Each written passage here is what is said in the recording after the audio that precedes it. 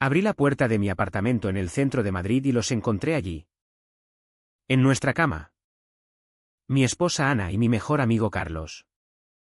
Enredados como si el mundo no existiera más allá de sus cuerpos sudorosos. Javier. Por favor. No es lo que parece. Murmuró ella. Pero su voz era un cuchillo oxidado que se clavaba en mi pecho, confirmando lo que mis ojos ya sabían. En ese instante, perdí no solo mi matrimonio, sino mi trabajo, mi dignidad y hasta el derecho a ver a mi hija todos los días. Todo se desmoronó como un edificio viejo en un terremoto silencioso. Me quedé paralizado en el umbral. El aire cargado de un olor a traición que nunca olvidaría. Ana se cubrió con la sábana. Sus ojos grandes y falsos llenos de lágrimas prefabricadas. Mientras Carlos se ponía los pantalones con una prisa ridícula. Como si eso pudiera borrar lo que acababa de ocurrir. No grité. No lancé puñetazos, solo cerré la puerta y me fui.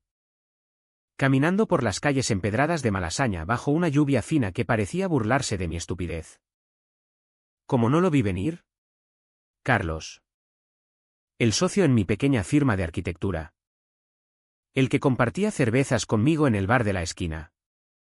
El que conocía todos mis secretos. ¿Y Ana? La mujer con la que había construido una vida durante 10 años. Madre de nuestra hija Lucía. De solo 7 años. Ese día. El mundo se redujo a un vacío frío. Y yo empecé a aprender que el silencio no es paz, sino el preludio de algo mucho peor. Los días siguientes fueron un infierno burocrático. Ana presentó la demanda de divorcio antes de que yo pudiera procesar el golpe, alegando diferencias irreconciliables. Como si el adulterio no fuera más que un malentendido. Carlos. Astuto como siempre. Se aseguró de que en la oficina se corriera el rumor de que yo era inestable. Que había perdido un contrato importante por mi falta de concentración. Perdí clientes. Perdí ingresos. Y pronto perdí el apartamento porque no podía pagar la hipoteca solo. Me mudé a un piso cutre en Lavapiés. Con paredes agrietadas y vecinos que gritaban hasta el amanecer. Lucía. Mi pequeña. Me miraba con ojos confusos durante las visitas supervisadas. Preguntando por qué papá ya no vivía en casa.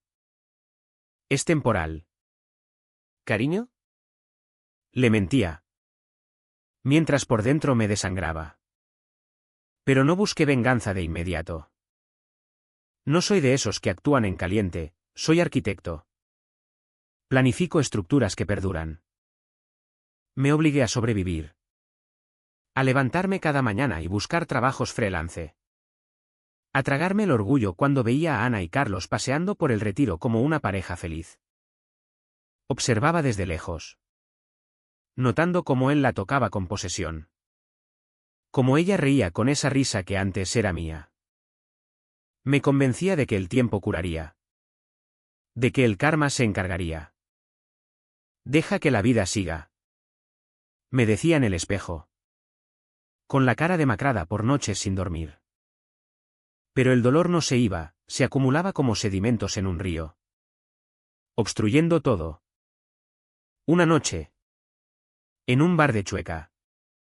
Oí a un desconocido hablar de su divorcio. Lo peor no es la traición.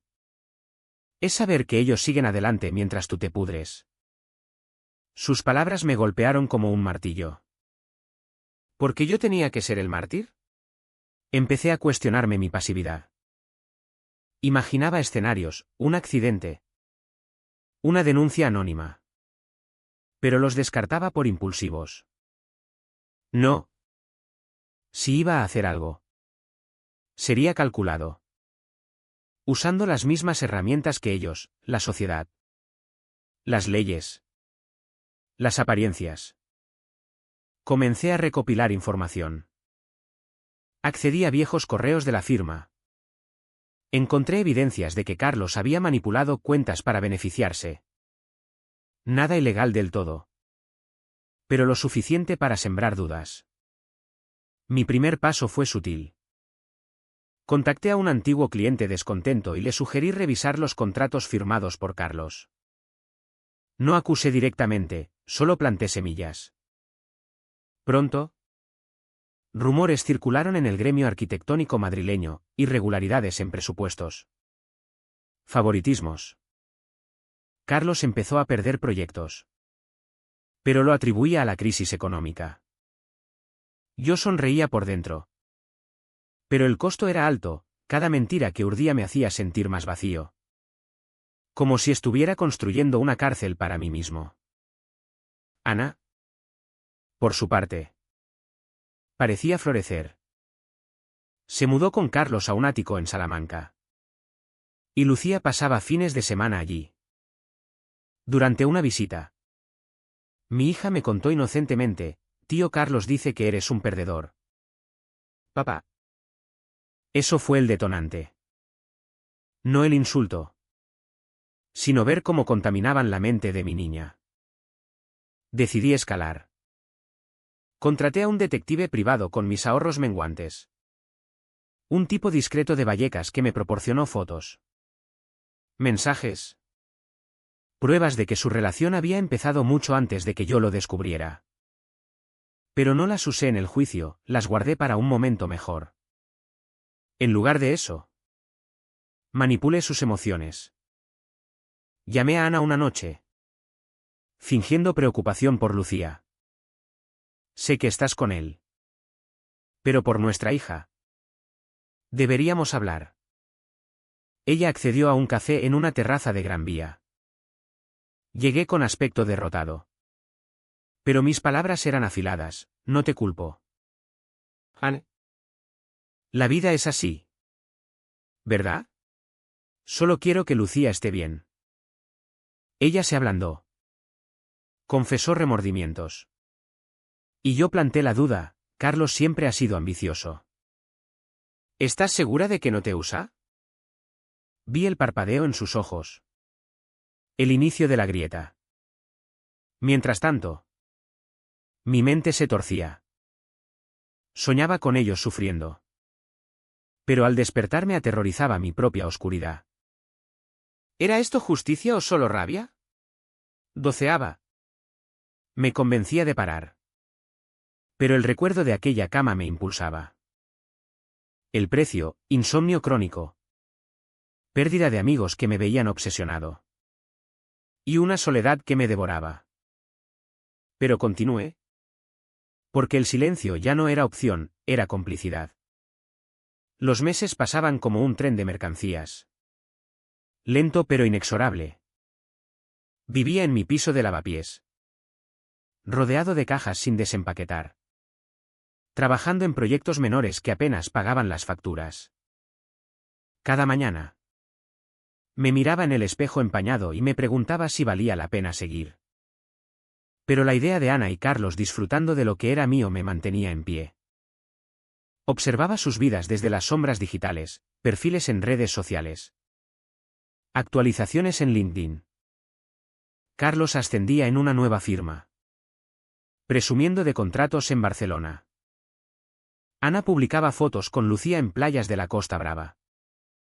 Sonrisas perfectas que ocultaban la podredumbre. Decidí profundizar en la manipulación.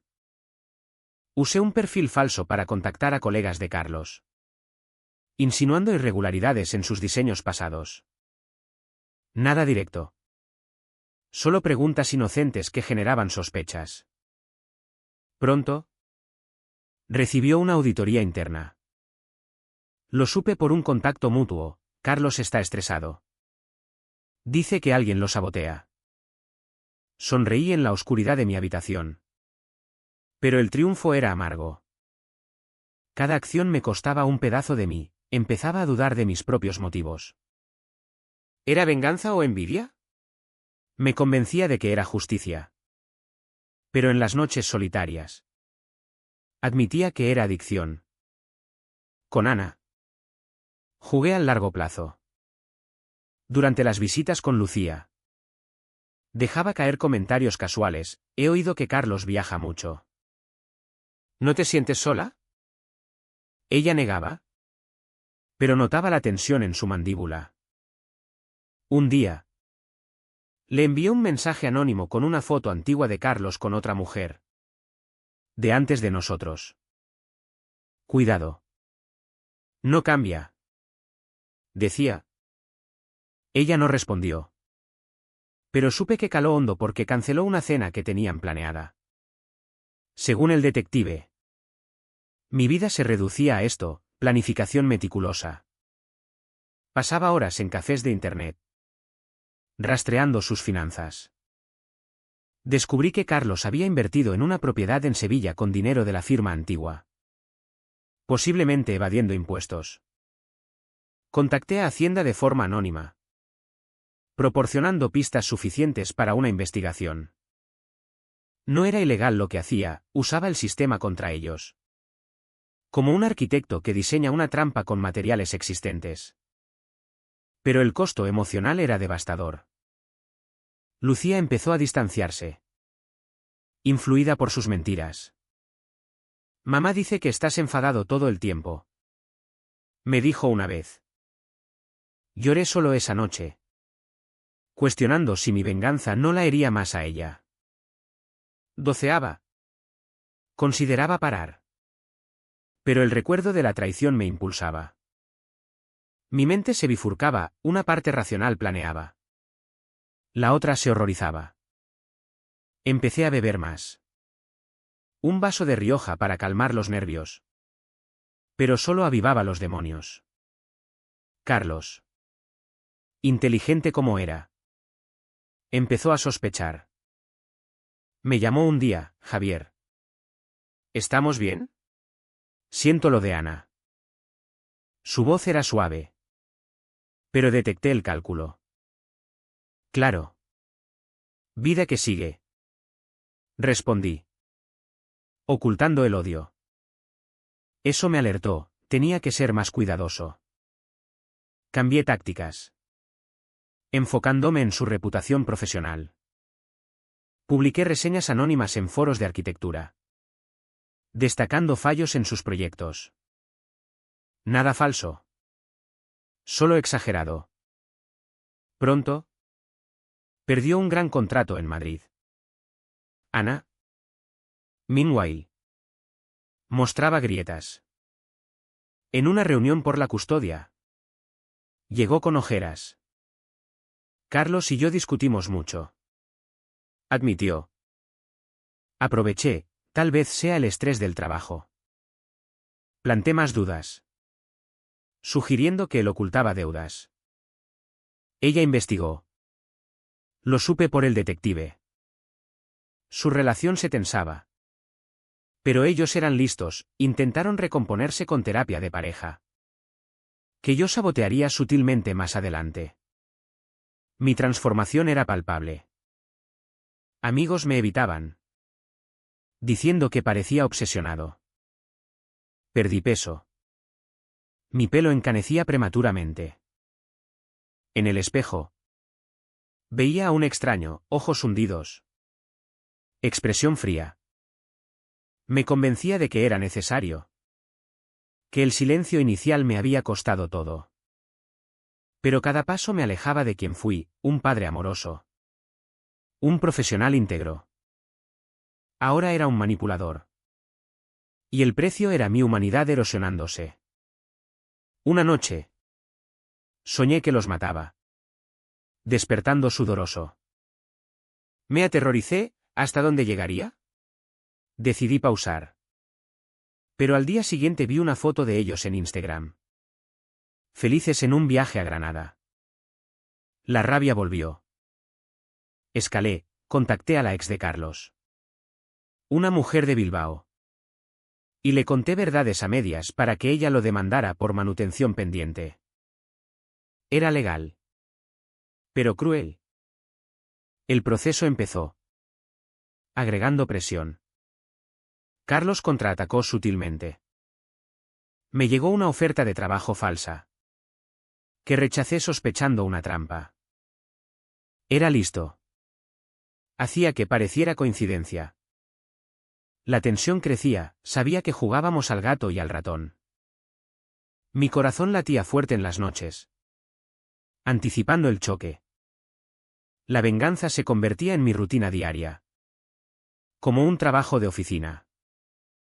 Me levantaba temprano. Revisaba correos anónimos. Planeaba el siguiente movimiento. Madrid seguía su ritmo, el bullicio de sol. Los turistas en el Palacio Real. Pero yo vivía en un mundo paralelo de sombras. Carlos y Ana intentaban estabilizarse. Se mudaron a un piso más modesto tras la auditoría que afectó sus finanzas. Lucía me contaba menos. Como si intuyera el conflicto. Profundicé en lo personal. Descubrí que Ana tenía un secreto, una aventura pasada que Carlos desconocía. Usé eso para enviar mensajes anónimos a él. Pregúntale por su viaje a Valencia en 2018. Lo vi en sus redes, publicaciones menos frecuentes. Signos de desconfianza. Ellos discutían más. Según el detective. Ana me llamó llorando, Javier. Necesito hablar de Lucía. Fui. Fingiendo empatía. Carlos me acusa de infidelidad pasada. Confesó. Tal vez sea paranoia. Dije. Pero agregué, o tal vez sepa algo. La semilla germinó. El costo mental era abrumador. Empecé a tener ataques de ansiedad. Sintiendo que perdía el control. Un terapeuta me diagnosticó depresión. Pero no le conté todo. Me prescribió pastillas que no tomaba, prefería el dolor crudo. Dudaba constantemente, ¿valía esto destruirlos si me destruía a mí? Pero recordaba su traición. Cómo me humillaron. Y continuaba. Carlos. Astuto. Investigó. Recibí una visita de un abogado, mi cliente cree que lo acosas. Negué. Pero el miedo me invadió. Era un farol. Pero efectivo. Pausé acciones. Observé. Él ganó un premio menor en arquitectura. Presumiendo en una gala. Fui de incógnito. Viéndolo con Ana. Forzados sonrientes. Eso reavivó mi fuego. Usé la ley a mi favor. Presenté una moción para más custodia de Lucía. Alegando inestabilidad en su hogar por las discusiones. El juez. Un tipo pragmático de los tribunales de Madrid. Pidió evaluaciones. Ana se enfureció. Carlos también. Durante la audiencia. Dejé caer pruebas sutiles de sus problemas financieros. Gané visitas extras. Pero Lucía sufría, papá. ¿Por qué pelean todos? Mi mente se distorsionaba más. Veía traidores en todos. Aislándome. Perdí un contrato por distracción. El precio, soledad absoluta. Pero veía resultados, su relación se resquebrajaba. Ana sugirió terapia conjunta con Carlos. Pero yo contacté al terapeuta anónimamente. Insinuando conflictos de interés basados en mentiras. Carlos contraatacó, rumores sobre mi salud mental en el gremio. Perdí oportunidades laborales. Era una guerra fría. Tensa. Me convencí de que IMLNG no salvaba. Solo postergaba. Escalé, revelé a inversionistas de Carlos irregularidades en sus inversiones. Una denuncia formal a Hacienda lo puso bajo escrutinio. Ana rompió temporalmente con él. Mudándose con Lucía a casa de su madre en Toledo. Me alegré. Pero el vacío persistía. Llamó, todo es por tu culpa. No. Por la vuestra. Respondí internamente. Reconciliaron. Pero débiles. Mi transformación, de víctima a verdugo. Doceaba moralmente. Pero el impulso era fuerte. El peligro crecía, Carlos podía descubrirme. El punto de no retorno llegó en otoño. Madrid se teñía de hojas amarillas. Pero mi mundo era gris. Carlos enfrentaba una investigación fiscal. Perdiendo clientes. Ana, estresada, cometía errores en su trabajo como profesora. Lucía me visitaba más. Pero con tristeza. Tío Carlos grita mucho. Decía. Decidí el golpe maestro, exponer su aventura públicamente. Pero sutil. Creé un blog anónimo sobre infidelidades en el mundo profesional. Incluyendo su historia disfrazada. Se viralizó en círculos arquitectónicos. Carlos lo reconoció. Enfureciéndose. Intentó rastrearme. Pero usé VPNs. El costo, paranoia constante. Dormía poco.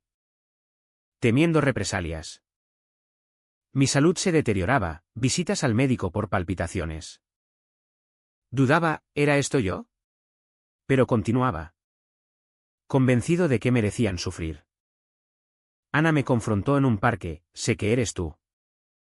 Negué. Pero sus ojos acusadores me hirieron. Has destruido nuestra vida. Dijo.